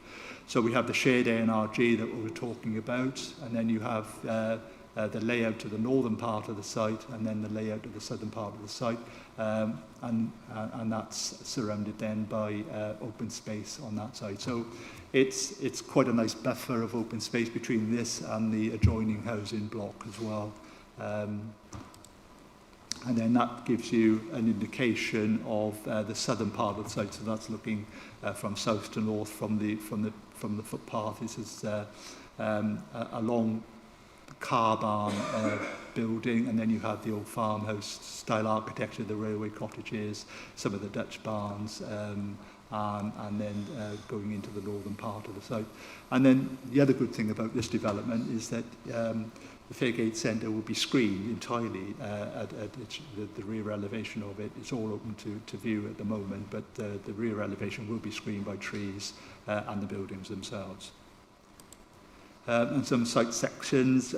So it's, you know, whilst it has some different styles of architecture, it's all 2-storey most, and it's a low-lying development, which is good because it's on the edge of Site 18 and it does face the National Park. So it is something that should exhibit that quality. And then that's giving a view of the original house there. There's the Fairgate Centre and some of the buildings then, which is the new flatted block there. And another one of the street scenes, and some final artist impressions of what the site will look like. Right, so the first thing I need to do is to amend the recommendation. So the recommendation is as it is on the update sheet, and you'll see it on page 109. So the BNG update that I've mentioned there, originally the 10% BNG gain has had to be reduced back to 1% because technically speaking this wasn't the legislation wasn't in place to ask for that 10% gain prior to this application being submitted. So that's been reduced to the 1%. And the drainage management bullet point that was on the original agreement has been deleted because it's not required, because we have a condition on that matter. So there's no need for a drainage management and monitoring clause in the agreement itself. So the permission, the recommendation is to grant subject to all the key things set out there, A to K. The agreement to be completed by the 9th of September, so we've asked for some additional time, and then the imposition of the conditions. Now, the conditions are all set out. They are on page, let's see, page 89 of your report and onwards. And I'll just run you through them quickly because a couple of the conditions were deleted because they were duplicated. One of the conditions on a lighting strategy was amended to take into account the impact on the Cranbourne Chase protected landscape and the National Park protected landscape. So we will be using the highest standard of lighting design. So the conditions are set out, page 89, bottom of page 89, condition 4 is the design code that I said to you, so the development to be carried out in accordance with the design code. Condition 5 is the approved plans. Phasing condition is important. Materials and final details of the buildings themselves, under 7. Details of the final road infrastructure works. A construction traffic management plan, and all the other conditions are all set out for you. So we've included everything that the consultees have asked for, including archaeology, including drainage, and including landscaping and ecology, so and contaminated land as well. So the recommendation is, as I suggested and set out for you, for approval, subject to all the details set out. Thank you. Thank you, Stephen. We can always rely on you for a very comprehensive presentation. So I'd like, do you have interest? You have interest? Yeah, okay, thank you. We'll come to Mr. Bennett then. You have 3 minutes, thank you. Thank you, Chair. Good morning, councillors. The application, as we heard this morning, is to provide an update in relation to progress towards the formal grant of permission in relation to what is a well-considered application for 53 dwellings forming part of Strategic Site SS18 in Fordingbridge, following your unanimous recommendation to grant permission in April 24. I thank Mr. Belly for his comprehensive refresher of the proposals. That was great to hear. Following your resolution to grant, the applicant and both NFDC and HCC officers and other parties have been engaged in dealing with the 106 agreement to ensure all relevant provisions are addressed. The various discussions involved in preparing a legal agreement, as you'll be aware, are lengthy, and indeed this is commonplace and reflects the length of time of many other legal agreements to do with strategic sites in the plan area. The applicant remains committed to this site and seeing its well-considered and unique development proposal which truly reflects the existing and historical context of Burgate, embracing its horticultural and railway heritage, delivered. The 106 agreement is approaching final agreement and engrossment, and we're hoping to have this resolved to enable permission to be granted formally in the coming months. Your officer's report confirms that there's been no change in planning policy since the time of the original resolution to grant, and indeed there's no change in the nature of the details of the application or the development itself. The applicant continues to work positively with officers, and again, I commend the hard work of Mr. Belly on this matter in respect of the strategic allocation more broadly. We're working collaboratively with the other developers, as you've heard, to address technical issues with the delivery of the broader site and also to deliver solutions that will enable the broad allocation to come forward as a whole in a timely manner. Your office's report notes there's a minor change to the B&G condition as proposed to reflect correctly the need for 1% net gain instead of the 10%. This reflects the legislative position and also the position set out within your local plan policy STR1. This will not change the well-considered and careful approach to conserving and enhancing biodiversity on this site. Indeed, you've got details before you of the approach and commitment to deliver a net gain within the development as is set out within the landscaping and mitigation proposals. These remain appropriate and comprehensive. We thank you again for your time and consideration this morning and ask that you continue to support your officer's recommendation and extend the time frame to complete the legal agreement accordingly. Thank you, members. Thank you very much. Councillor Dowd. Thank you, Chair. Can I just double check on the conditions in point 8, road infrastructure works? In the diagrams we saw, there were pavements included. I know it says footpaths. Can I have reassurance that those will, because they're in the what you call the design code, will they be insisted on in the final version and not subject to what we can see in a lot of developments where pavements aren't considered? No, the site layout is included now. So the layout that you saw, if I go back to that.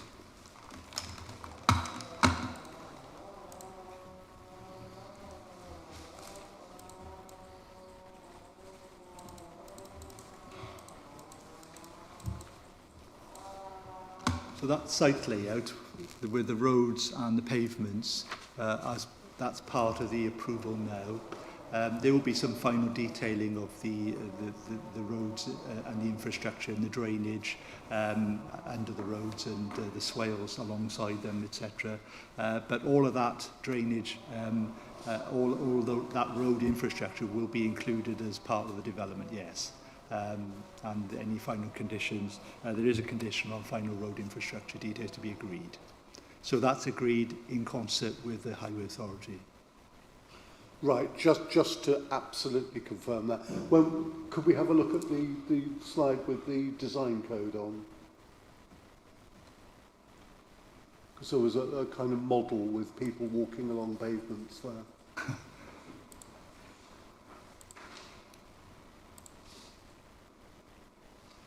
Just trying to find it.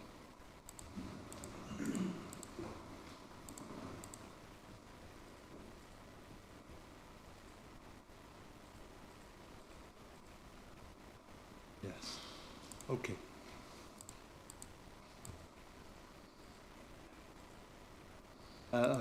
Yeah. It's been well, these are the. I think you were looking at that, weren't you? Yes. Yeah, I mean that's not part of the design code. That's part of it. That's the artist's impressions of the of the buildings themselves. But what I need to tell you is that the road has been designed for low speed. It's been designed so that it is safe for all users, children and adults and those with disabilities. And it will have pavements, it will have a mixture of, some of the surfaces will be mixed as well, so it won't all be tarmac-adam surfaces, but there will be proper pavements and paths for people to walk on. So I'm not quite understanding what the concern is. Perhaps. Well, my point was simply that in the wording, it says foot and cycle paths, but clearly there are footpaths that go across some of the open areas. It's not actually specifically listing pavements. So it's, you know, it's one of those things where my worry is if it doesn't actually state it categorically, you know, yes, the site will have footpaths, we understand that, but will those also include pavements along the areas where there are roads? It will. Right. Thank you. Councillor Wade. Thank you, Sharon. I've got two questions for education. And first, can I also echo your points? That was a very detailed and comprehensive report by Mr. Belly. Yes, to pay tribute to that. What I want to ask you is about what is permeable paving? because this development is in a low area where there is flooding across the road. We are subject, through climate change, to massive bouts of rainfall in a very small space of time, which totally floods our current drainage system. So, could you explain to me what permeable paving is? Just first sort of educate, that's the first question. And the second question, which is very easily answered, I note that even in the individual houses, no garages are provided. And it just as a question, is that a general thing now? We'll see more developments without garages, so cars are left in the open. It's just a general question. Taking the pavement first, it does what it says on the tin. So if it's permeable, it lets the water through. If it's impermeable, the water sits on and runs off. Work that bit out. So if you imagine the old sort of tar macadam finishes, and if the tar macadam, I'm from Wales, so we had slopes everywhere, but if the tar macadam is on the slope, the water will run off. If you have a resin finish, or if you have, and some resin finishes are better than others, but if you have a resin finish or if you have a block pavia type finish, they are now constructed in a way that lets the water run through them rather than sit on the top and pool, or rather than run off. Because the key thing with permeability is to make sure that the water runs through into the subsoil below, and then is infiltrated into the ground naturally, and then gets into the watercourse naturally through all that percolation, rather than sitting on the top and running off. Because that's clearly been an issue in the past. But so the design of this is set out so that it has a lot of permeability in the site itself. And they have done infiltration drainage testing as well to show, and it's basically digging a hole and filling it with water and seeing how long it takes for the water to drain away. If the water sits there, you've got a problem, because if it drains away gently and over a period of time, then that's fine. But if it just sits there, it means that the ground is impermeable and the water is just going to create that problem with the water table. So that's that. Secondly, with garages, the site has car barns, generally speaking, and the car barns are a much better solution, in my opinion, to providing space for the car. And the reason for that is that they get used, funnily enough, to park your car in, because you can't put a door on them and lock them and put the children's bikes in there. So it is a nature of this development, condition, the last condition on page 106 actually refers to permitted development rights. Where there are garages, there will be some garages on this site, but where there are garages and car barns, A, the garage is not converted into living accommodation, and B, the car barns don't have a door put on them.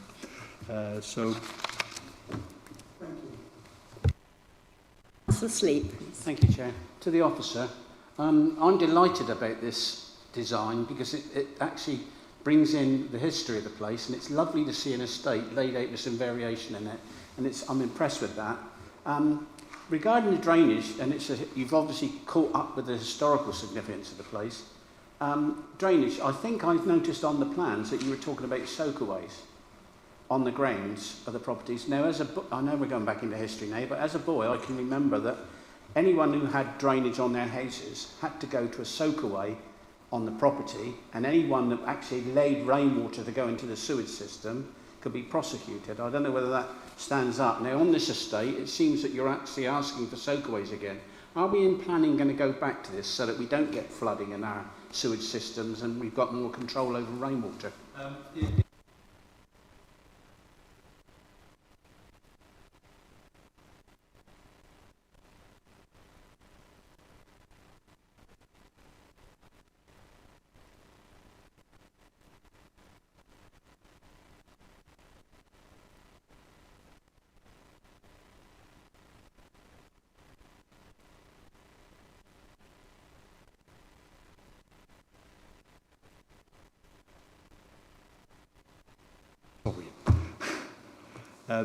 Sorry, you get individual soakaways.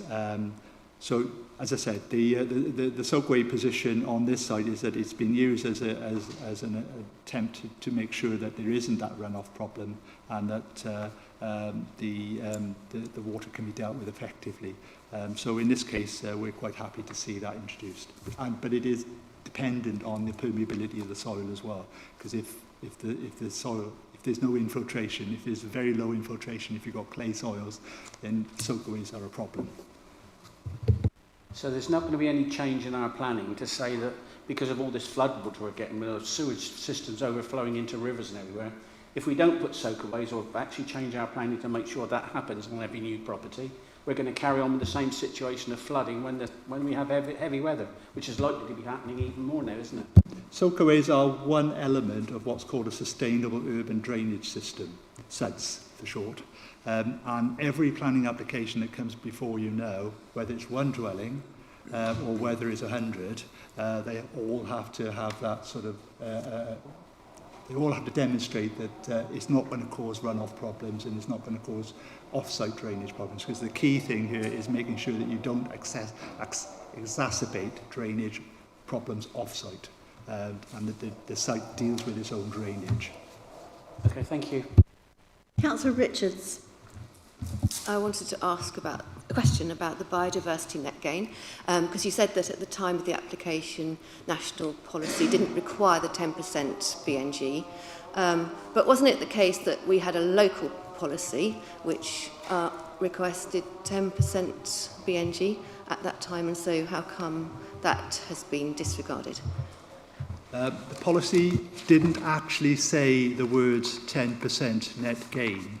The policies asked for a net gain. So there's a big difference between a policy wording and the supporting text, which, as it says, supports the policy. The policies, if you went to a public inquiry, the inspector would be drilling down into what the actual policy says. Never mind the supporting text so much. What does the policy say? And the policy says a net gain. It didn't say 10%. We were employing that 10% as a rule of thumb, and we were asking applicants to go down that route, and most applicants were happy to accommodate that. In this case, there are issues about trying to achieve that, but the applicants have provided what they are required to provide under the law at the time. Councillor Richards.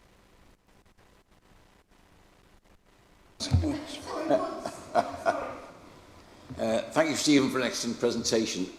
This question may not be relevant, but I'm concerned about the link road, the A338 link road. Does this go near the Middleburg Gate development? And I'm always asked lots of questions of when are we going to get the link road? This application has its own independent access on the link road. The original slide showing you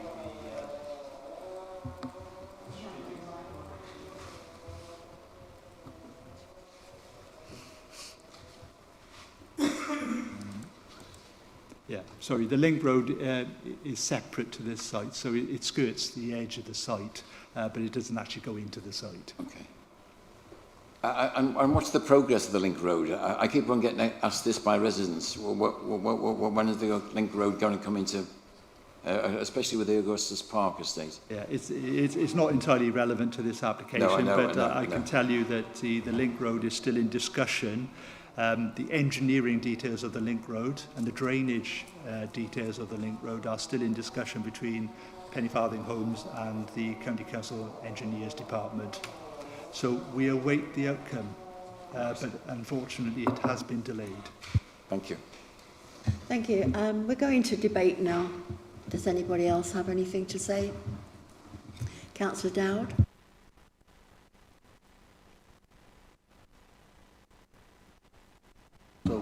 Right, absolutely agree with the comments about the variety of accommodation on this site and the overall plan of the site as well, so I'm happy to propose.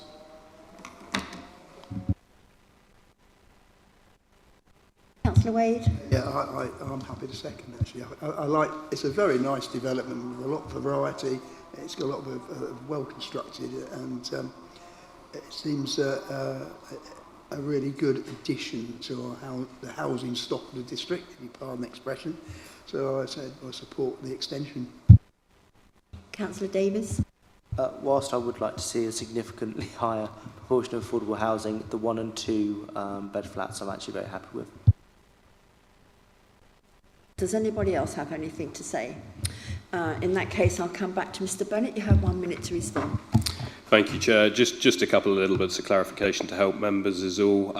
In terms of the pathways, footways along the edge of the highways, these are all shown on the plans that are subject of the approval at this outlined stage. They're also on the specific highway drawings that are for your approval now at this stage. So the footways themselves will be secured by your approval again today. So you will have those. In terms of drainage infrastructure and the drainage hierarchy, the MPPF requires that we deal with sustainable drainage first. So any site that can deliver sustainable drainage should, and we can in this case, and that's why we are. There is a strong impetus now in national policy to make sure that all sites do that, so you will see a lot more of it and hopefully alleviate some of those flooding issues. Thank you.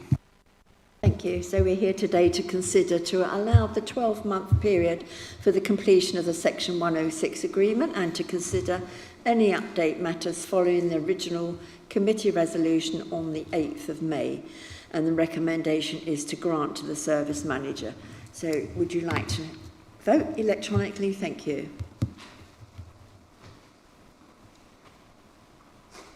Is there 9 of us? Okay.